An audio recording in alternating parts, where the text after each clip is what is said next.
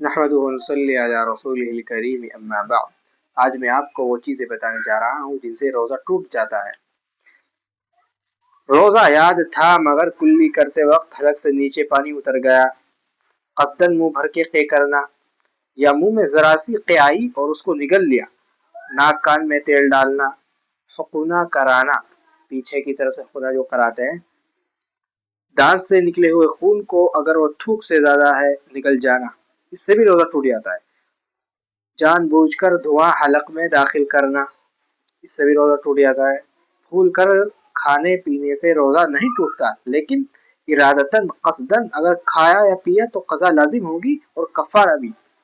वो सूरतें जिनसे रोज़ा नहीं टूटता और ना मकरूह होता है।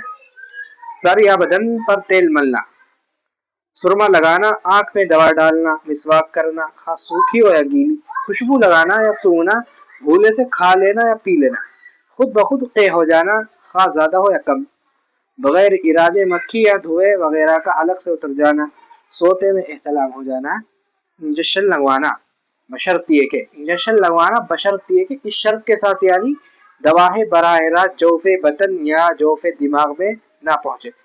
जो इंजेक्शन लगवाए गए हम उसका जो असर है वो दिमाग या पेट में ना पहुंचे तो रोज़ा नहीं टूटता।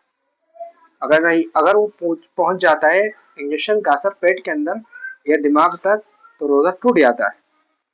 रोजेदार को ऐसे अमल से बचना भी जरूरी है जो सवाब से महरूमी का सबब बनता है। मसलन लड़ाई झगड़ा करना, गीबत करना, झूठ बोलना, हराम माल खाना वगैरह। आप सल्लल्लाहु अलैहि वसल्लम ने हिदायत दी है जब रोज़ा हो ना कोई बुरी बात जबान से निकालो, ना शोर मचाओ। अगर कोई उलझे या झगड़ा करे तो एक कहकर अलग हो जाओ कि भाई मेरा रोज़ा है।